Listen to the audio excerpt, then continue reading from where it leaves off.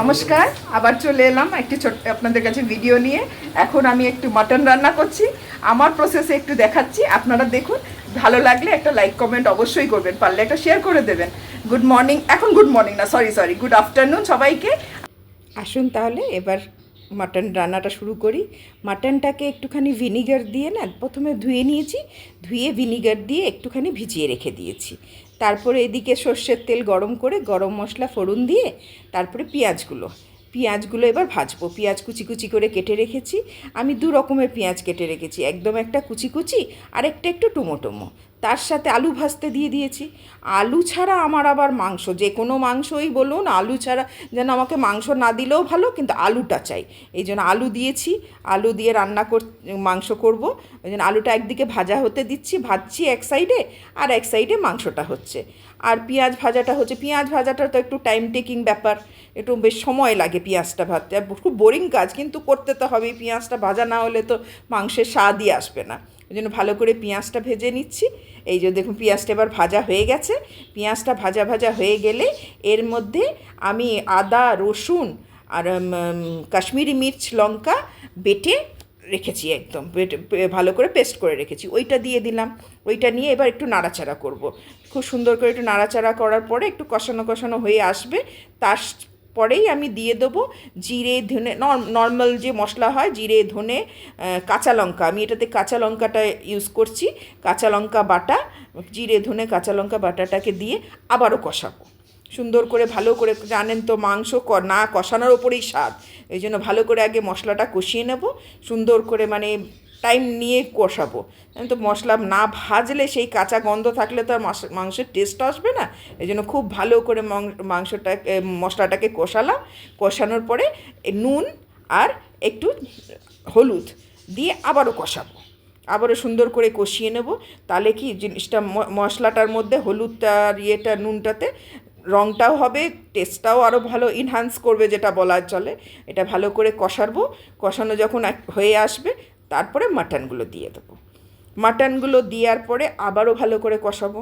এইটা হচ্ছে, মানে সত্যি মাটন রাঁধতে একটু টাইম লাগে। এরপরে যে আমার বলেছিলাম দু রকমের পেঁয়াজ কেটে রেখেছি।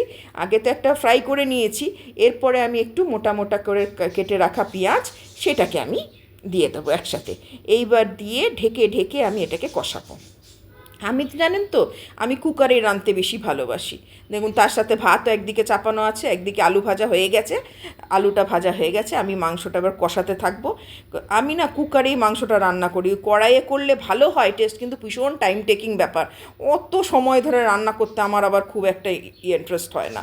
যদি সময় থাকে ঠিক আছে, বেলা করে মাংসই এনেছে, অনেকটা বেলা করে, তারপরে যদি এখন কড়াইয়ে রান্না করলে তাহলে আর খাবার জুটবে না আর কি।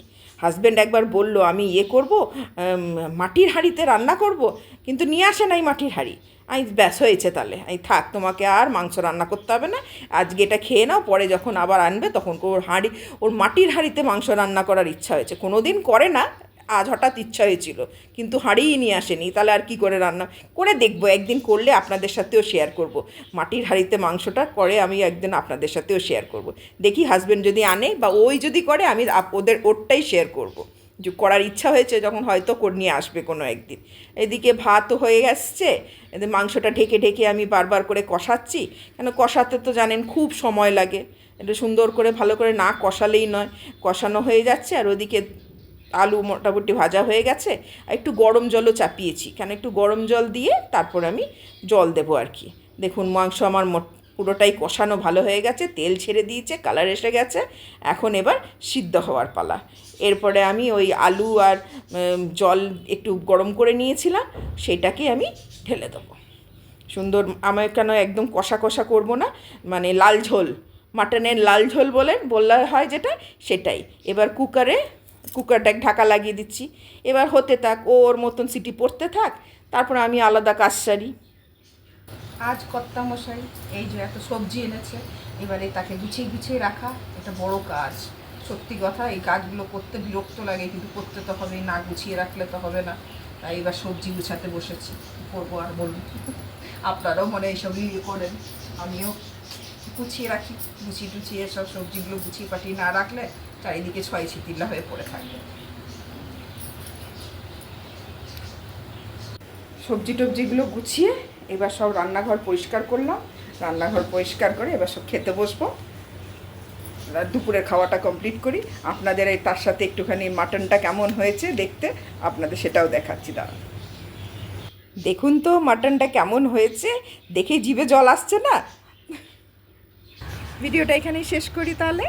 আমার সব খাওয়া দাওয়া হয়ে গেছে।